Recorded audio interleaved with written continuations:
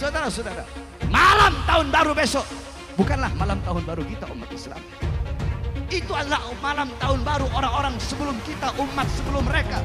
Akan tetapi di Indonesia yang paling banyak merayakan malam tahun baru, yang paling banyak merayakan hari Valentine, lihat malam tahun baru, yang paling banyak keluar, yang paling banyak maksiat, mabok-mabokan umat Islam, yang paling banyak besok akan berbuat maksiat, berbuat dosa di tanah Indonesia, merayakan tahun baru yang bukan tahun baru Islam, saudara-saudara. Mengikuti ajaran mereka, adat istiadat mereka, budaya orang kafir, adat istiadat orang-orang kafir. Man tasyabbaha biqaumin fahuwa minhum. Siapa yang menyerupai suatu kaum, maka dia sama dengan kaum tersebut. Kemarin ada gempa bumi di Cianjur. Gempa bumi tidak akan terjadi kalau tidak orang-orang mereka menghalalkan minuman keras. Terminologi ahwal yang disematkan kepada bangsa Indonesia merupakan penghinaan yang nyata yang dilakukan oleh Bani Ba'alwi kepada bangsa Indonesia. Maka menurut saya kaum ahwal, yakni bangsa Indonesia yang menjadi muhibbin, pecinta bagi kaum Ba'alwi, mencintai secara buta, mengagung-agungkan mereka, memuliakan mereka, bahkan sampai surga pun mereka gantungkan dengan Ba'alwi, seakan-akan surga itu haknya kaum Ba'alwi. Maka mereka menggantungkan keselamatan syafaat kepada kaum Ba'alwi. Mereka adalah budak-budak Ba'alwi. Mereka diperdaya oleh Ba'alwi dengan indoktrinasi agama. Sekali lagi, kaum Ba'alwi memposisikan kaum ahwal yang kemudian mereka doktrin untuk menjadi muhibbin mereka. Mereka posisikan seperti pelayan mereka atau budak mereka dengan alasan mereka tidak boleh menundukkan badan kepada siapapun. Islam sangat tegas kata mereka. Kalau Allah bilang A, ya kita harus menjalankan A. Kalau Allah bilang B, ya kita harus menjalankan B. Islam kata mereka tidak perlu disesuaikan dengan perkembangan kondisi masyarakat. Buat saya tentu saja mereka boleh berpandangan begitu. Walau kalau mau jujur, saya yakin mereka tidak begitu saja menjalankan aturan-aturan yang termuat dalam Al-Quran. Saya tidak percaya bahwa Al-Quran adalah kitab hukum. Ada sejumlah ayat dalam Al-Quran yang memerintahkan umat Islam untuk berperang. Saya sebut saja salah satunya, At-Taubah ayat 29. Di situ Allah mengatakan, perangilah orang yang tidak beriman kepada Allah dan hari akhir dan seterusnya. Pertanyaannya, benarkah itu harus dilakukan umat Islam? Perintah itu tidak bisa diambil dan diterapkan begitu saja di Indonesia atau di Inggris atau bahkan di Arab pada abad 21. Konteksnya sudah jauh berbeda. Kalau kita membaca ayat itu dan menganggap itu adalah perintah Allah yang harus umat Islam lakukan sepanjang masa, artinya saat ini umat Islam harus memerangi orang yang tidak percaya kepada Allah, termasuk orang-orang Kristen dan ateis. Ada sejumlah ayat dalam Al-Quran yang memerintahkan umat Islam untuk berperang. Saya sebut saja salah satunya, At-Taubah ayat 29. Di situ Allah mengatakan, perangilah orang yang tidak beriman kepada Allah dan hari akhir dan seterusnya. Ya misalnya soal perang tadi, apa iya mereka memerangi orang-orang yang tidak percaya pada Allah? Atau kalau mau lebih ekstrim, apa iya mereka setuju kalau ada orang Islam yang saat ini masih punya budak perempuan yang bisa ditiduri oleh majikannya? Kalau mereka juga tahu bahwa praktek perbudakan dan meniduri budak itu memang diizinkan dalam Al-Quran. Pandangan yang mengatakan bahwa Wali Songo itu Al-Madkhan dan Al-Madkhan itu Ba'alawi, itu pandangan yang keren. Mengapa keren? Kitabnya jelas. Ada kitab jelas. Dan kitabnya level internasional. Diakui di dunia internasional. Kalau yang mengatakan Wali Songo bukan Ba'alawi atau misalnya dari Al-Jailani, nggak ada kitabnya. Kitab, dan bukan cuma ini kitab yang menerangkan Wali Songo ya, kitabnya para ulama internasional yang keren-keren. Ini hanya salah satu aja. Nah, yang mengatakan Wali Songo dari Al-Jailani, mana ada kitab seperti ini? Nggak ada. Menurut mereka, saya dengan sengaja mengatakan Al-Quran itu memerintahkan umat Islam untuk memerangi dan membunuh orang kafir. Ini menjadi penting karena selama ini banyak umat Islam yang berusaha membantah anggapan bahwa Islam adalah agama perang. Menurut mereka, Islam menyebar di dunia melalui jalan damai, bukan jalan perang. Faktanya, Islam agama perang. Bahwa ketika Islam mengembangkan kekuasaan mereka ke berbagai wilayah di luar Arab, Afrika, Eropa misalnya, mereka memang membawa pasukan militer yang bertempur di berbagai wilayah bukan hanya karena mereka diserang, tapi untuk menaklukkan daerah-daerah tersebut agar mau menerima Islam. Al-Quran tidak bisa lagi dikatakan sebagai kitab suci pedoman sepanjang masa. Disebut begitu karena sejumlah ajaran yang termuat dalam Al-Quran sudah expired, termasuk ayat yang mengajarkan umat Islam untuk berperang dan membunuh tersebut. Saya berpendapat bahwa gelar-gelar itu bid'ah sebenarnya. Tidak ada di agama. Gelar Gus, gelar Habib, gelar apa tidak ada di agama. Turunnya siapapun kalau memang dia nggak ada harganya buat bangsa ini untuk apa? Kita tidak perlu nyebut-nyebut gelar kita, dan kita selama ini ditindas dengan sebutan-sebutan itu. Orang kemudian merasa rendah diri ketika berhadapan dengan orang yang punya gelar-gelar itu. Ini ternyata silsilahnya bohong. Habaib juga sekarang kan dipersoalkan silsilahnya. Labang ini dagang minyak, dagang obat baik, kok segini pengen jadi pahlawan. Kenapa? Kalau dikasih mic di mimbar Jumat, nanti disangkain dia lagi dagang obat. Nantinya dia kayak tukang obat, marah-marah di mimbar. Tukang obat ngeritik, hei mati, hei anjing, hei. Aduh, itu bukan akhlak Nusantara, dan kita tolak mereka untuk hadir di mimbar-mimbar Rasulullah yang ada di Indonesia. Islam yang diajarkan kepada anak cucu kita nanti, Islam Nusantara yang penuh dengan kesantunan, yang penuh dengan toleransi. Indonesia menempati peringkat ke-100 dari 179 yang rentan terjadinya konflik komunalistik. Kita pernah terjadi gitu oleh PKI, DITII, Permesta, dan sebagainya. Ini merupakan suatu pengalaman bagi kita. Jangan sampai ini terjadi kembali. Jangan sampai ini terjadi kembali. Di Timur Tengah hanya satu agama dan dua suku dan satu daratan.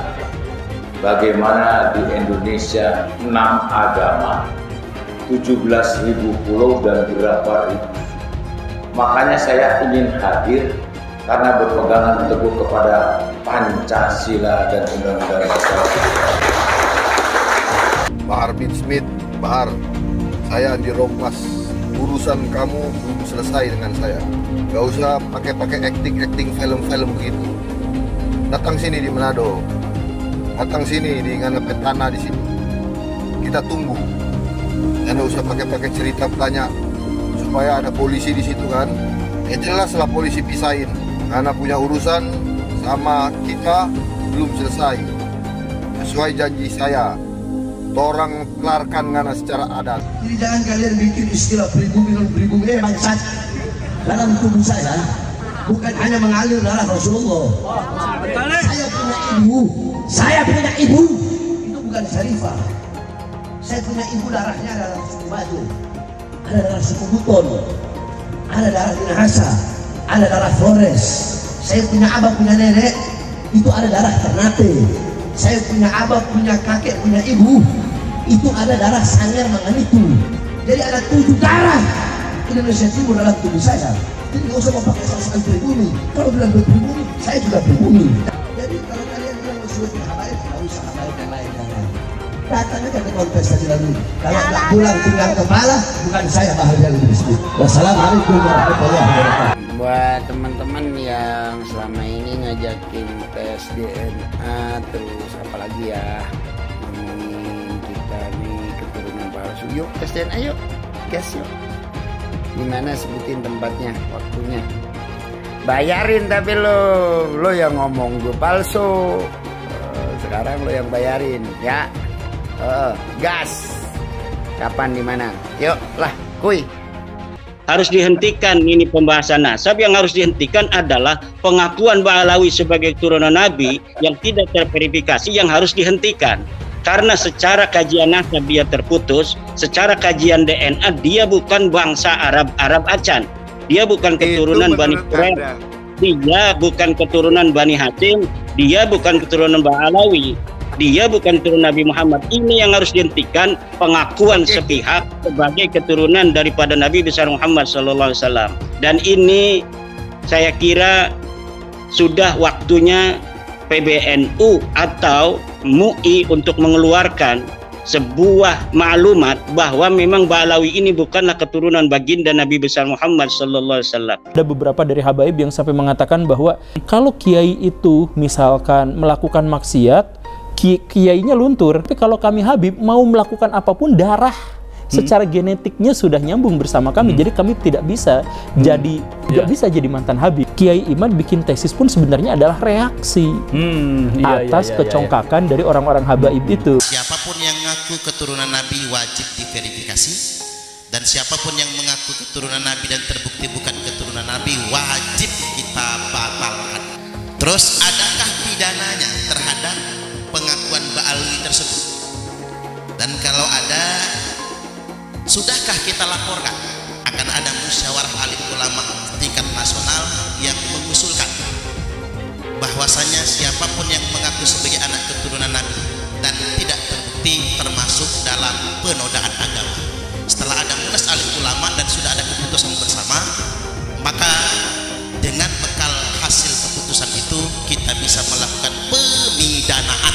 Siapapun ke depan yang mengaku cucu Nabi bisa dipidanakan dengan pasal penodaan agama. Sayyidina Ahmad bin Isa Al-Muhajir ini punya anak, salah satu nama anaknya Ubaidullah. Lalu kemudian punya anak namanya Alawi. Maka keturunan daripada Alawi ini disebut dengan Ba'alawi. Inilah yang banyak marga-marga pan-pan yang sampai ke Nusantara.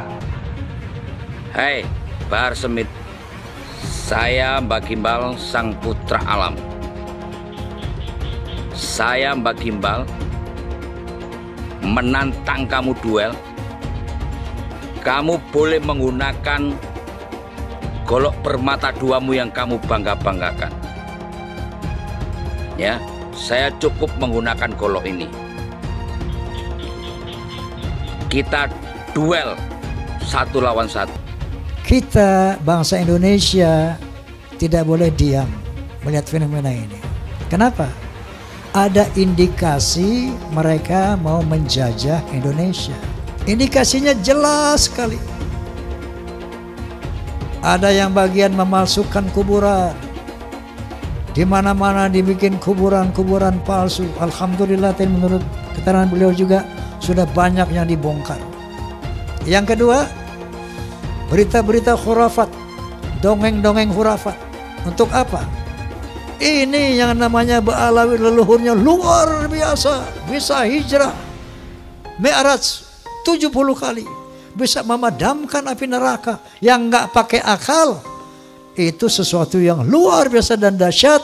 Mereka pun menjadi takluk, tunduk, siap diperintah apapun. Tujuannya itu. Dan yang lainnya, ada yang membuat provokasi-provokasi. Hei, saya bersama rakyat, kita dengan rakyat. Jangan coba-coba ganggu rakyat, seakan-akan berpihak kepada rakyat. Dia mengadu domba kita pribumi, sementara mereka akan memetik hasilnya.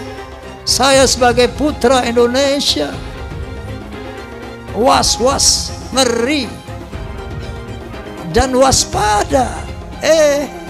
Ini ternyata doktrin-doktrin ini tidak sembarangan. Klaim-klaim mereka sebagai keturunan Nabi ternyata ada tujuan-tujuan untuk menguasai Indonesia. Ini pembongkaran kepalsuan terjadi di mana-mana. Saat ini banyak orang baru sadar telah terjadi penyebaran kebohongan bahwa mereka yang bergelar Habib di Indonesia adalah keturunan Nabi Muhammad dan karenanya bersih dari dosa. Pembongkaran makam Habib palsu juga terjadi. Tentu saja tak semua pemuka Islam yang sebenarnya non-Habib setuju dengan pembongkaran kebohongan ini. Salah satu yang menolak adalah Ustadz Abdul Somad. Pertama-tama menolak Habib, lama-lama menolak Islam, ujung-ujungnya ke sana, ujar Abdul Somad. Ya Ustadz Somad seperti biasa, berlebihan lah. Mempertanyakan Habib sama sekali tak berarti mempertanyakan Islam. Kita semua hanya ingin tahu, benarkah para Habib di Indonesia itu keturunan Nabi Muhammad atau bukan? Nasab Ba'alawi di Indonesia tak tersambung ke Nabi Muhammad. Perlu Anda luruskan. Dan Robito juga harus tahu. Robito berpegang teguh kepada Thariqah Ba'alawi. Silahkan buka kitab Manhajus Sawi. Itu Manhajus Sawi, kitab Thariqah Ba'alawi. Di situ kan Syabil Hasan As-Sindi ketika beliau ditanya, Arifun jahilun afdal min sab'ina alim, atau satu syarif yang bodoh itu lebih utama daripada 70 orang yang alim. Itu yang berkata Syabil Hasan As-Sindi. Tuh. Jadi harus tahu, jangan ente pikir itu omongan anak, bukan. Syabil Hasan As-Sindi, silakan buka kitab. Lama menolak Habib, nanti lama-lama menolak Islam.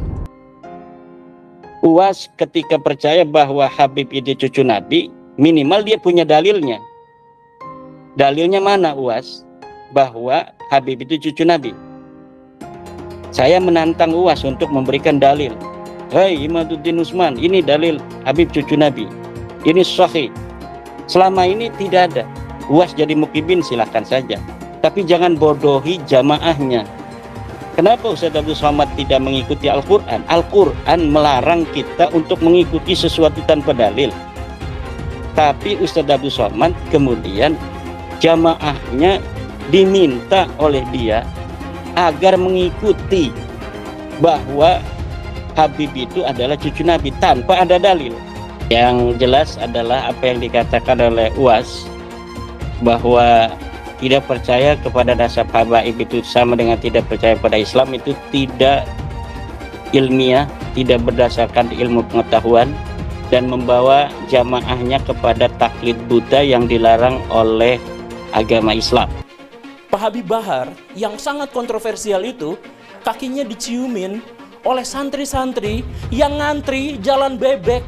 Sakit hati ketika melihat ada orang keturunan Yaman kemudian disujudi, diciumi kakinya oleh orang-orang pribumi pesek. Bayangkan kemudian ada ulama-ulama Nusantara yang harus cium tangan, cium kaki terhadap Habib-Habib yang berjejer duduk di sofa dengan begitu megahnya. Mereka marah, mereka sakit hati. Karena apa? Karena ada orang sujud di depan orang lain atas nama keturunan Nabi. Ada Habib yang mengatakan, bangsa ini bisa menjadi bangsa yang kuat, yang teguh, tidak kena bencana dan sebagainya karena mencintai para habaib. Para habaib, kan beliau Habib, Pak Novel Al-Idrus. Kemudian dikatakan, siapa yang berani mengkritik, mengkoreksi Habib, maka dia seperti iblis. Orang yang mengklaim sebagai keturunan Nabi tiba-tiba mengatakan kalau ada orang yang mengkoreksi habaib, maka mereka itu adalah iblis atau serupa dengan iblis.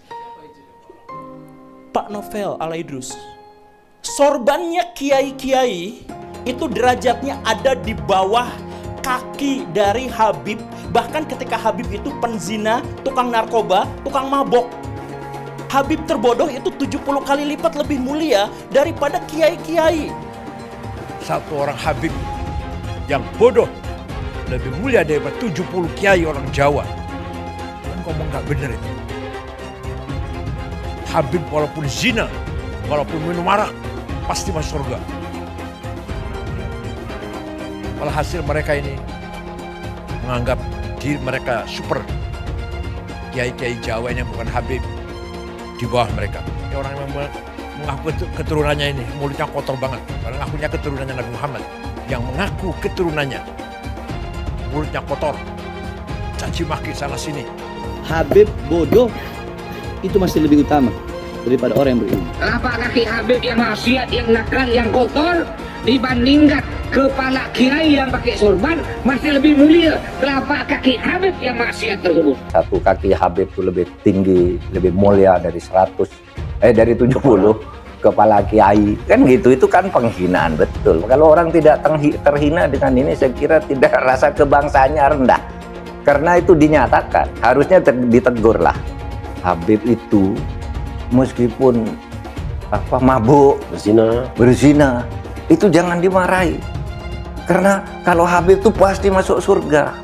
Nah, yang begitu itu membodohi bangsa Indonesia. Jangan membuat kasta-kasta di dalam keberagaman, yang satu lebih mulia, yang satu berhak masuk surga, yang satu masuk neraka, itu tidak boleh. Saya ini tidak tahu ya sejak kapan munculnya Habib ini sebagai kelas sosial yang tinggi gitu ya, melakukan diskriminasi, dan orang yang didiskriminasi tidak terima itu bisa mengadukan ke pengadilan. Bisa. Itu pelanggaran, itu tindakan melanggar hukum. Menganggap satu ras, satu suku lebih rendah dari kelompok lain. Habib gila kok, kalau turun Nabi gila sekalipun tidak apa-apa itu masuk surga, kan gitu. Kalau kayak Indonesia tuh apa? Kamu kan kalau ndak ada Habib, kamu nyembah batu kan? Masa iya benar? Bahwa berdasarkan sejarah nasab, berdasarkan tes DNA, berdasarkan ilmu filologi, bahwa kaum Balawi saudara kita tidak terbukti sebagai keturunan Nabi SAW. Namun dengan demikian, mari kita tetap rakat ukhuwah Islamiyah, karena Allah Subhanahu wa taala berfirman, wa'tasimu bihablillahi jami'an wa la tafarraqu. Amin. Saya katakan saya mendukung Rhoma Irama untuk mengklarifikasi soal Habib ini. Karena saya terganggu dan tersinggung terhadap perkembangan ini sesudah saya melihat tiap mau tidur saya lihat YouTube pertengkaran Rhoma Irama, Imaduddin, Gus Abbas dengan para habaib itu luar biasa, menimbulkan pro kontra. Lalu saya lihat apa sih masalahnya? Kalau saya sendiri pribadi, mau Habib itu turunan Nabi atau tidak, kalau salah ya kita koreksi, tidak apa-apa. Tetapi yang lebih dari itu, kemudian ternyata muncul klaim-klaim bahwa Republik Indonesia itu ada karena Habib. Wali Songo itu semuanya Habib, padahal Habibnya baru datang sesudah Wali Songo meninggal, gitu loh. Lalu diklaim ini turunan Habib ini. Imam Bonjol coba dibilang itu Habib Sahabuddin. Itu dari mana? Kok Imam Bonjol Habib Sahabuddin gitu? Lalu ada hurufatnya bahwa kakek saya yang nama Mugaddam itu bisa membentak malaikat mungkar dan nakir, katanya. Mengklaim-klaim begitu, dan orang yang tidak tahu, orang awam banyak yang percaya karena ini Habib yang ngomong, Habib benar. Lalu rasa cinta saya kepada negara ini menjadi luntur. Seakan-akan oh ini karena Habib. Di situ saya tersinggung. Rasa cinta tanah air saya, kebanggaan kepada leluhur saya sendiri itu bangkit. Apalagi kemudian ada pemalsuan kuburan-kuburan tuh ya, nama kuburan biasa dibangun menjadi ini Habib ini, padahal tidak jelas siapanya. Kalau Habib itu lebih tinggi dari kiai, dan itu semua ada, Mas. Ngomong itu bukan hanya ngomong begitu, itu bukan hanya katanya-katanya, karena ketika Rhoma Irama berbicara itu, lalu ada seorang Habib muda dengan Rhoma Irama, kamu bohong, tunjukkan Habibnya siapa yang katakan gitu. Sudah, itu bukan Rhoma Irama yang membuktikan. Netizen ini Habib ini tanggal sekian bilang ini dengar. Ini Habib ini sampai 7. Rhoma Irama ngomong, habaib itu mendoktrin. Kalau Habib mau dia maksiat, mau dia zina, mau dia mabuk, tetap masuk surga. Saya bilang, saya tanya sekarang ini, Rhoma, Habib siapa yang ngomong begitu? Hah? Jangan kau punya mulut, Rhoma Irama. Nah, Rhoma Irama mau bikin fitnah. Apa fitnahnya? Doktrin Ba'alawi, doktrin habaib. Kalau ada Habib mabuk, berbuat dosa, judi, itu masuk surga. Makanya saya tanya, siapa Habibnya? Hah? Di mana? Kapan dia ngomong? Kalau memang ada Habib yang ngomong begitu, saya yang bantai dia di depan Rhoma Irama, saudara. Makanya Rhoma Irama jangan asal fitnah. Jaga kau punya mulut, jaga kau punya batu. Awas, jangan. Gak tua kau tanah pakai main fitnah. Betul. Ketika tes DNA, mereka menolak, bahkan menghukumkan tes DNA ini haram. Ini kan lebih nambah lagi kecurigaan umat bahwa dia tidak mau tes DNA karena takut ketahuan aslinya. Sementara secara internasional telah terdeteksi bahwa Ba'alawi ini dari beberapa pemeriksaan dari kalangan mereka yang dari Yaman dan dari sini, beberapa orang telah terkonfirmasi haplogrupnya adalah G. Sementara keturunan Nabi adalah haplogrupnya adalah J1. Ini diskursus yang internasional loh, bukan diskursus nasional gitu. Ini sudah menjadi bahasan dunia dan sudah terkonfirmasi bahwa haplogrup yang namanya Ba'alawi ya, itu G. Seorang anak Habib yang artinya adalah keturunan Nabi Muhammad, walau bermabuk-mabukan, berzina, mencuri, berjudi, tetap akan jadi ahli surga, akan masuk surga. Apakah seorang Habib itu punya posisi istimewa dalam umat Islam? Apakah Habib sedemikian istimewa sehingga dia bebas dari kesalahan dan dosa? Itu adalah substansi yang sering dibicarakan dalam pembicaraan soal Islam. Misalnya ada Habib yang menyatakan, ada darah Nabi di tubuhku. Jika kau menyakitiku, kau juga menyakiti Rasul. Atau ada juga yang menyatakan, satu Habib bodoh lebih baik dari 70 kiai yang alim. Atau ada yang bilang, kaki Habib lebih mulia daripada kepala kiai. Buat saya ini sangat mengherankan. Mengapa Bahar harus marah-marah? Tapi bukan hanya Bahar yang marah-marah. Habib lain yang ngomel adalah Rizik Syihab. Tapi kalau dipikir-pikir, barangkali juga kemarahan mereka ini adalah ekspresi ketidaknyamanan mereka akhir-akhir ini terhadap banyaknya keraguan tentang posisi kehabiban di Indonesia. Beberapa tahun terakhir ini memang meluas pertanyaan-pertanyaan yang diajukan tentang apakah Habib itu memang sebuah posisi yang layak dihormati. Bahkan ada studi ilmiah yang menunjukkan bahwa para Habib di Indonesia hampir pasti bukanlah keturunan Nabi Muhammad. Sangat mungkin ini semua mengganggu kenyamanan mereka. Habib itu tidaklah sakral dan dapat dihukum Tuhan karena ia berdosa. Yang menentukan posisi seseorang adalah ketakwaannya, bukan kehabibannya. Jadi Habib yang ada di Indonesia semuanya palsu katanya. Silahkan dijawab tapi ilmiah. Silahkan imam itu dijawab tapi ilmiah, jangan marah-marah, jangan. Ayo ilmiah, tunjukkan kalau Habib kita ini betul, benar. Tunjukkan kebenarannya dengan data fakta. DNA, bila perlu DNA lah, DNA. Jangan lupa, umat Islam di jagat raya salatnya tidak akan diterima oleh Allah Subhanahu wa taala kalau tidak mau mendoakan Habib. Umat Islam mulai gaya, mulai mengkoreksi Habibnya, mulai mengkoreksi ulama-ulama dari anak cucu Nabi Muhammad SAW. Orang yang seperti itu mirip dengan iblis. Habib Bahlul lebih baik para 70 kiai. Keyakinan apa gitu ya. Kalaupun ini hadis, itu harus ditolak. Nggak mungkin itu hadis, karena hadis harus korelasi dengan Al-Quran, dan yang kedua hadis itu harus cocok dengan logika. Ini nggak ada dasarnya, apalagi kitab gitu.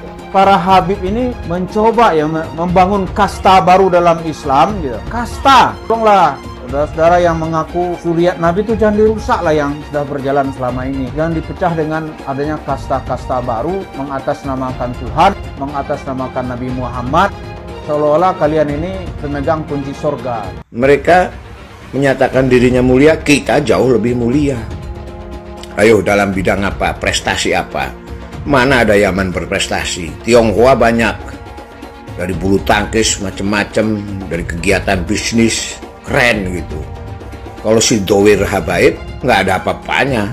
Makanya dia jualan nasab, karena kalah bersaing dengan pribumi dan Tionghoa.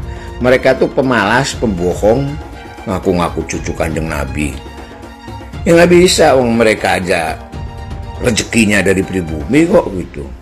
Kalau pribumi rezekinya dari kerja keras. Jangan takut ngomong Habib Dowir, Habib goblok, karena Habib itu sudah menghina duluan. Habib itu ngatain pribumi itu ahwal, tidak sederajat. Ngomong karomah itu bohong semua itu. Habaib itu memadamkan api neraka jahanam Mi'raj berapa kali, 70 kali sehari. Datuknya itu bisa membuat rantai emas dari yang dibentangkan dari langit ke bumi. Ya kan goblok gitu. Itu gitu, goblok gitu. Nggak masuk akal gitu. Kenapa? Goblok yang nggak apa-apa, gue bilang goblok Habaib. Karena Habaib sudah mengatain gua ahwal, sudah mengatain gua tidak sederajat. Satu Habib, walaupun Habibnya jahlun, maksudnya bodoh kata Iwan, Itu ukurannya perbandingannya amat 70 kiai yang alim. Kami adalah majikan kalian. Kami adalah pemilik bangsa. Kami adalah pemilik kedaulatan Indonesia. Hai teman-teman, tahun ini adalah tahun yang bagus untuk trading di market kripto, terutama Bitcoin dan kripto lainnya. Teman-teman bisa gunakan kesempatan ini untuk mencari cuan dengan trading di market kripto. Untuk trading, teman-teman cukup registrasi dengan menggunakan link di kolom deskripsi, lalu deposit, tentukan apa yang ingin kalian tradingkan, lalu tekan tombol buy. Sesimpel itu. Jika ada pertanyaan, teman-teman bisa hubungi WhatsApp di kolom deskripsi. Saya juga mau mengajak teman-teman untuk bergabung di komunitas trading yang ada di kolom deskripsi. Di sana saya akan memberikan sinyal trading yang bisa teman-teman ikuti. Seperti biasa, kalau kamu suka dengan video ini, jangan lupa komen, klik like, dan subscribe. Saudara-saudara, malam tahun baru besok bukanlah malam tahun baru kita umat Islam. Itu adalah malam tahun baru orang-orang sebelum kita, umat sebelum mereka.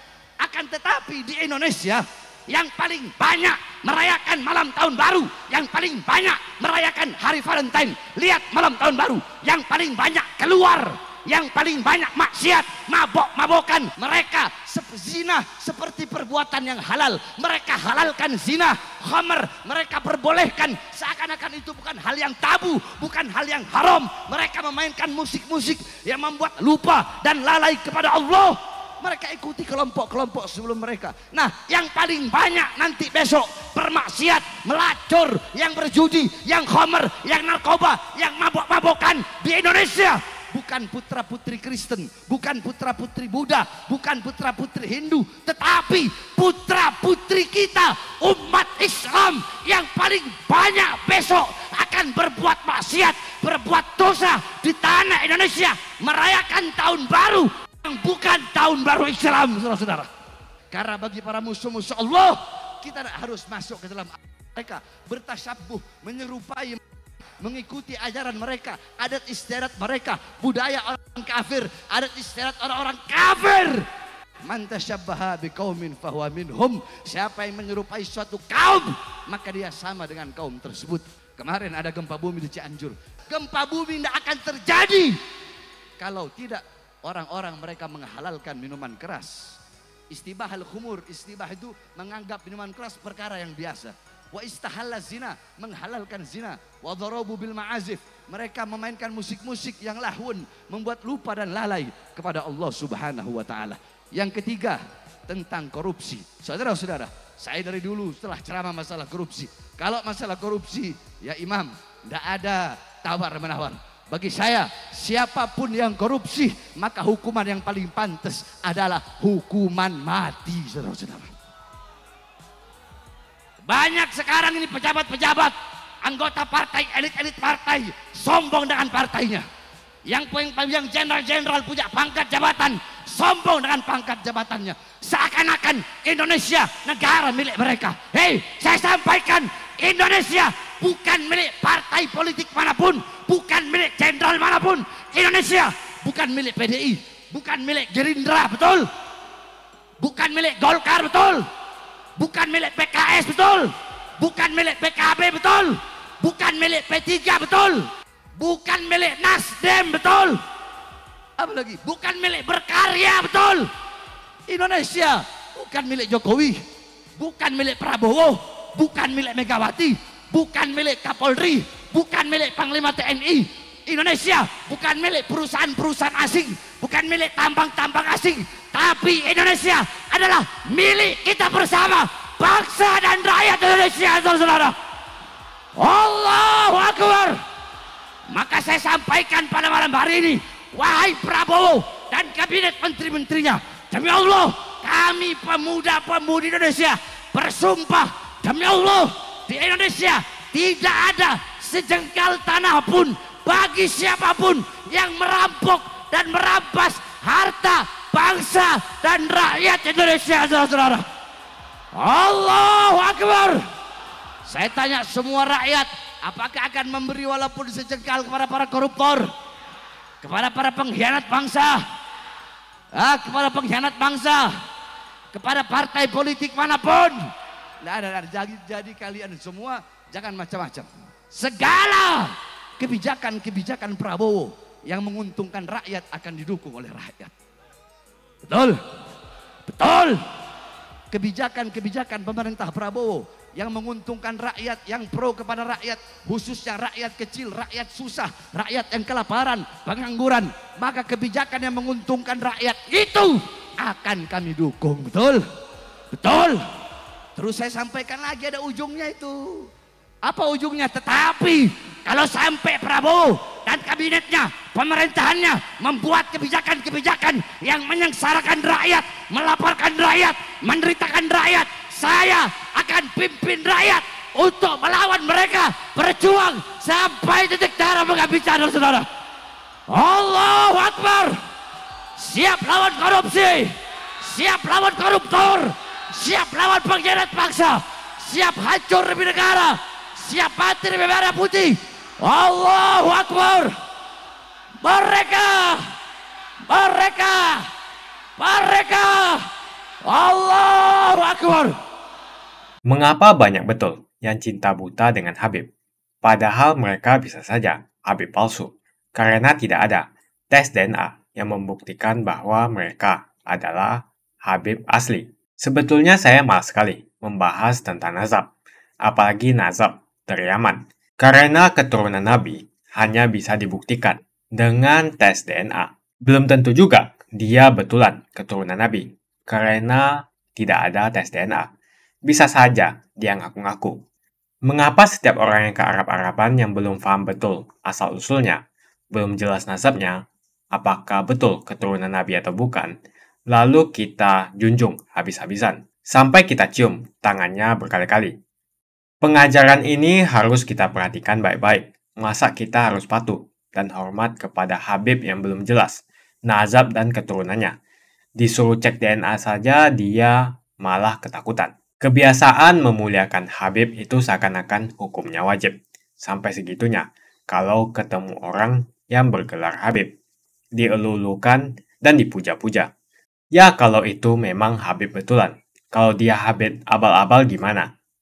Zaman serba modern seperti ini, siapa saja bisa mengaku keturunan Nabi. Bisa melakukan tes DNA. Sebelum koar-koar di atas mimbar, dakwah sebagai cucu Nabi. Setelah tes DNA, hasilnya harus diumumkan kepada publik. Apakah yang bersangkutan keturunan Nabi atau bukan? Jangan terus membodohi masyarakat dengan menjual nazab untuk memperbaiki nasibnya sendiri. Jual nazab untuk mengumpulkan pundi-pundi rupiah dan kaya raya dengan membohongi masyarakat. Ya bolehlah seorang Habib kita hormati, asalkan semua mengaku sebagai Habib mau tes DNA. Berani tidak kalian tes DNA? Hasilnya diumumkan di masyarakat. Itu baru adil. Kalau para Habib tidak berani tes DNA, jangan disanjung-sanjung. Apalagi ajaran yang disampaikannya penuh dengan kata-kata kotor sebagai ujaran kebencian. Bisa jadi Habib ini merupakan cucu palsu. Adapun keturunan Arab ini biasanya tidak perlu dipanggil Habib. Hal ini dilakukan agar tidak ada perbedaan kasta. Seakan-akan keturunan Arab derajatnya di atas pribumi dan di atas keturunan Cina. Seakan-akan Cina itu di bawah orang Arab. Tapi saat ini negara Cina sudah menjadi nomor 1 di dunia. Yaman atau Arab bisa apa? Arab seharusnya belajar ke negeri Cina. Seperti kata kitab suci, belajarlah sampai ke negeri Cina. Jadi jangan sampai kalian mencintai orang yang ngaku Habib melebihi cinta kalian terhadap orang tua, bapak, ibu, saudara, dan guru-guru Anda. Mengapa sampai sekarang masih banyak orang yang mencintai Habib tanpa melihat asal-usulnya, tanpa mengetes, cek DNA dia? Siapapun orangnya, mau Habib atau siapapun dia, kalau ngajari untuk membenci orang lain, jangan diikuti. Bagaimana opini kalian semua? Tuliskan opini kalian tentang gelar Habib. Apakah mereka pantas untuk dilakukan cek DNA? Untuk memastikan mereka betul keturunan Nabi. Jangan mau lagi kita dibohongi dengan nazab-nazab yang mengaku-ngaku sebagai Habib atau keturunan Nabi. Harus ada cek DNA yang membuktikan betul bahwasanya mereka memang keturunan Nabi, supaya rakyat tidak dibodohi lagi. Jika kalian setuju dengan pendapat saya, pastikan Anda semua like video ini. Dan pastikan Anda membagikan video ini ke teman dan family Anda supaya mereka semua mengetahui tentang informasi ini. Tekan tombol subscribe dan bunyikan lonceng notifikasi supaya kamu tidak ketinggalan info dari channel Suara Minoritas.